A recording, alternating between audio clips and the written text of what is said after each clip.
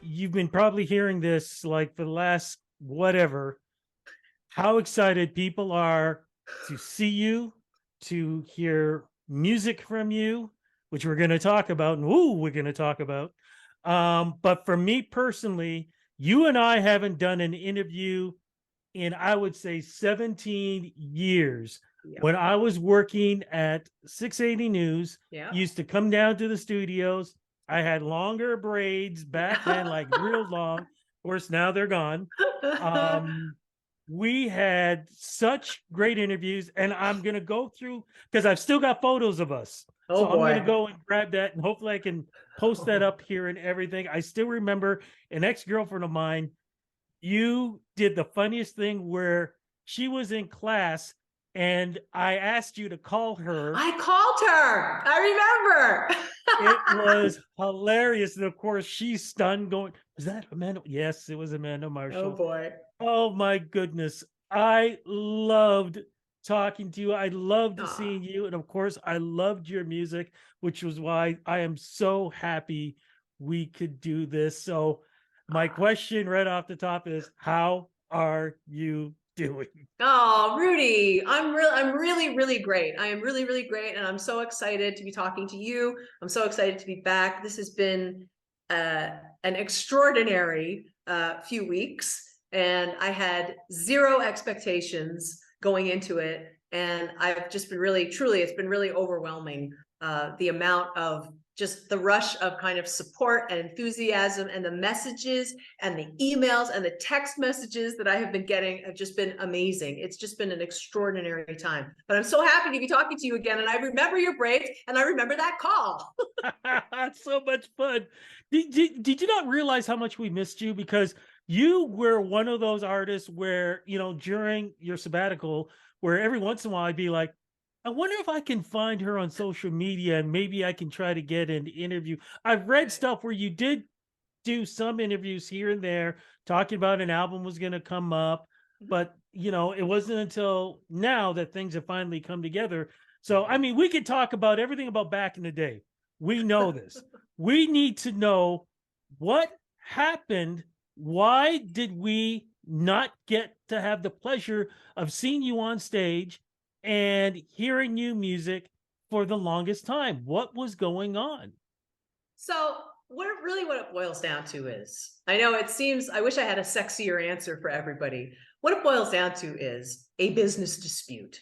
And like every other, if you have a friend or if you yourself have ever been through a divorce, it's like getting professionally divorced. And sometimes it just takes a really long time to resolve it. This, in my case, it took well over a decade, which I could not have possibly anticipated when it started. Nobody ever thinks it's going to take that long for something to resolve like that. You think, it'll take 6 months and I'll be back up and running. In my case, it took a really long time. And in the beginning, and the other thing is, I am far from the only person that this has ever happened to. I mean, different versions of this have happened to other people, right? Okay, I want to jump in really quickly. Did Sure. Napster and also did the companies being taken over by other companies have anything to do with that? Because what you just said, I know a lot of the artists from back when I was interviewing you and a lot of them, because bigger companies were buying the smaller ones, their records are still on the shelf that they could never release. Yeah. No, in my case, it was not that. In my case, it was that at the tail end of the touring cycle for my third album, Everybody's Got a Story, we came off the road. We'd been on the road more or less for at that point, almost a decade with the first, second, and third record. And for a variety of reasons that are really boring, I decided to make a change. Things were not sort of the trajectory of my life and career were not going the way I wanted them to go, creatively and otherwise. Different versions of this have happened, as I said, with other people. It happened to Prince, happened to George Michael. It's happened to, I just read an article recently about Sophie V. Hawkins, same thing. I get it now. And it's really just a breakup. Somebody wants to break up with somebody else don't want to break up, and you get in a big fight, and it takes a long time to resolve it. In my case, it was a manager who held on and held on and held on, and it just kept going. And I knew that any new release was going to get swept up in that in that dispute. And it didn't really make sense for me to allow that to happen. So I decided to wait. And then it just sort of kept going on. There was considerable question towards the end of that period, around 2017, about whether I was going to make new music for people. Again, I was always writing and recording on my own. And I knew I had the makings of something, but I kept sort of putting it away and taking it back out. Then around 2017, I was on the phone with a friend of mine who happens to be a really successful American record producer.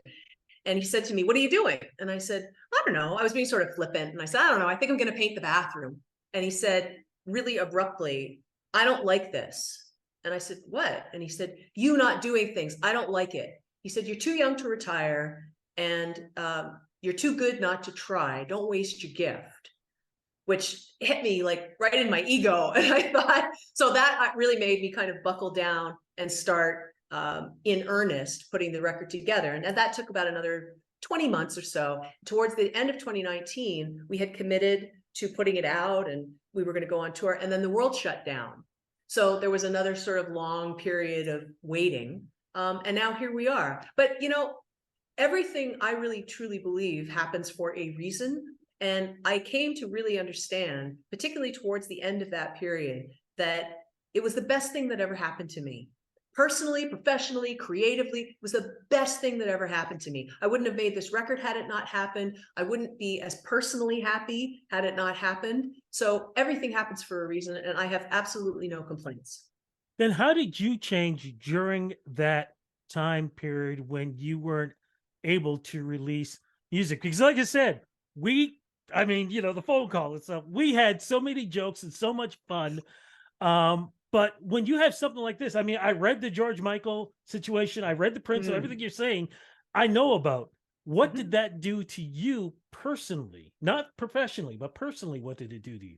Well, in the beginning, you think you're the only person it's ever happened to, and you think it's the worst thing that's ever happened to you. You think my life is over. I was like 26, 7. I wasn't even 30 yet. And, you know, you think I'm the only person this has ever happened to. My life is over. Towards the end of that period, I realized this is the best thing that ever happened to me because it has forced me, first of all, it gave me an immense amount of creative freedom. It gave me an immense amount of personal freedom. There are certain life skills, I think, that you don't learn, especially when you're younger and you're successful, because success brings with it a lot of stuff.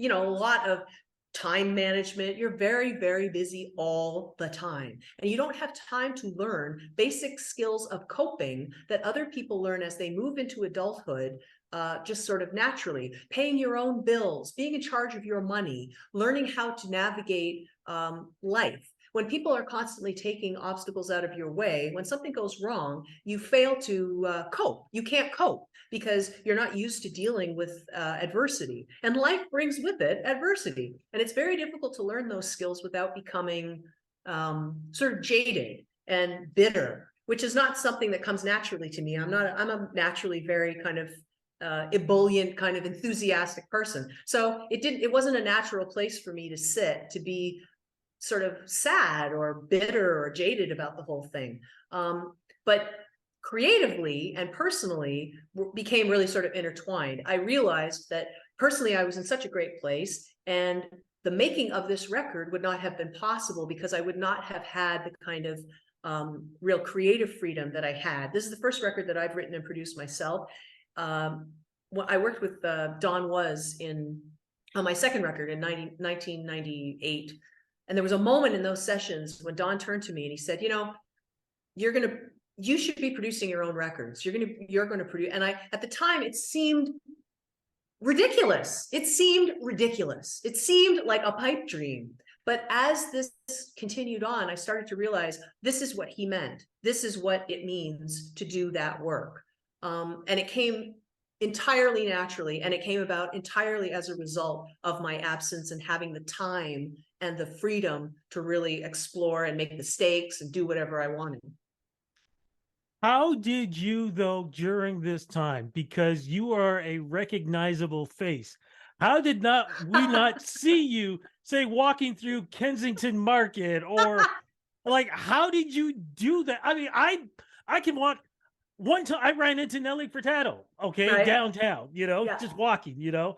I've run into Shawn Mendes, at Right. a restaurant. So have How, I. yeah, how did you do this? And we never saw you till now. But you know what the real question is, not question, but the real lesson of that is, it is possible. It is possible. It is possible, even in a city like Toronto, to be completely anonymous. I mean, I have an advantage because I have like a very recognizable feature. So if you take that away, you're instantly less recognizable. But honestly, I do from time to time, and I did over that period of time. From time to time, people would recognize me. And the funny thing is, what I get a lot is, "Hey, aren't you Amanda Marshall?" And like, yeah, no, you're not. I get that a lot. And I also get recognized in moments, and in like when I'm looking, I'm positive nobody's going to recognize me. I don't have any makeup on. I have my hair back. I think nobody's going to recognize me. And there will always be one person, even during the pandemic, which was really surprising to me, because I think a lot of people who are sort of known people, everybody's like still wearing their mask because like it's a gift, right? But even then, people would be like, "Oh yeah, I saw your eyes," or "I could see, I could see you. You're recognizable." People recognize the weirdest things. People recognize the mole on my cheek. People are like, "Oh, I knew it was you because of the mole on your cheek." I don't know. It happens. I love it. When you decided to release this new music, did you ever give thought about, remember I kind of mentioned earlier about Napster and things like that. Mm-hmm. Cell phones were just becoming popular. Yeah. This now is a whole different world where you and I are doing, we never thought of Zoom interviews. Yeah. Our phones are like our computers. There's things called Spotify and Apple, and none of these things really existed back then. I And know. of course, there's a new breed of Canadian artists who are out there and they're doing their thing. Did you think about, I'm in a different world now where I'm not the new artist. Now I'm the legend who is now coming back into this new world. It did cross my mind. I mean, I'm really lucky because I have a fantastic team of people that I work with who navigate most of that for me, and they do most of the heavy lifting. It's really funny. I was just saying to them, I can't believe I made it through the entire pandemic without a single Zoom meeting, if you can believe it.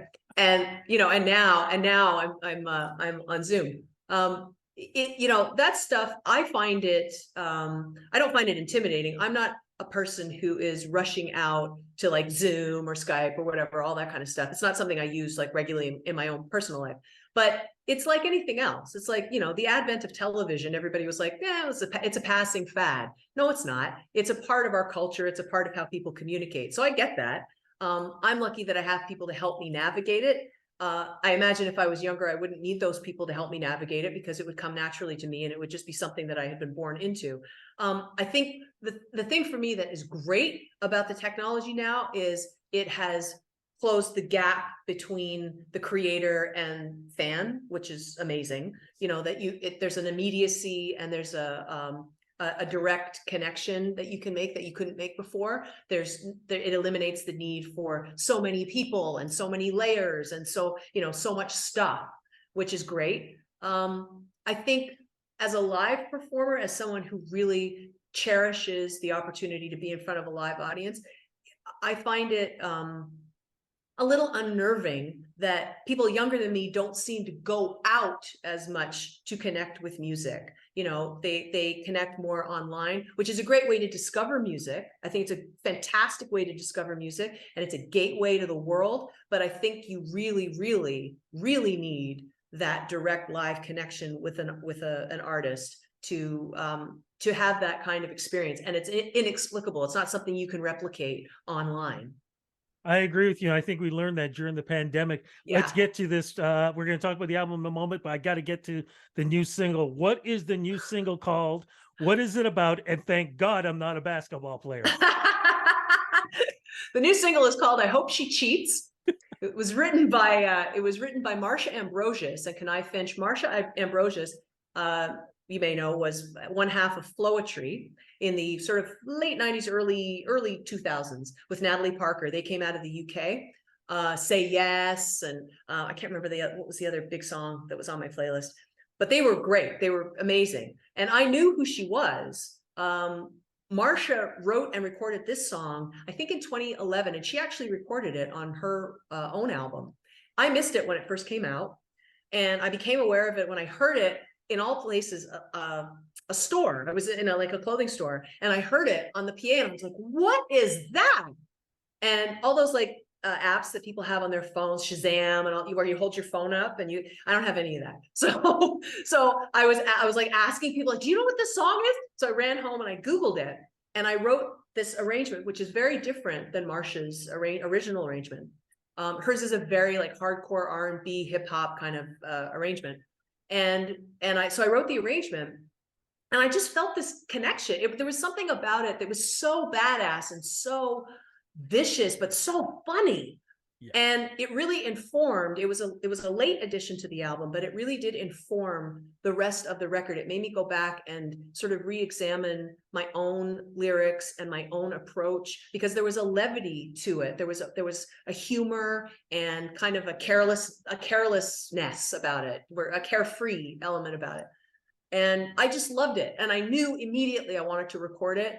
And once we listened down to the whole record, I was like, this should be the single, because it really is everything that I want the record to be. There's a real big kind of rock element in that chorus, but there's a really great kind of urban, laid back R&B groove thing going on, which I really, really wanted people to take away as a kind of a core element of the record.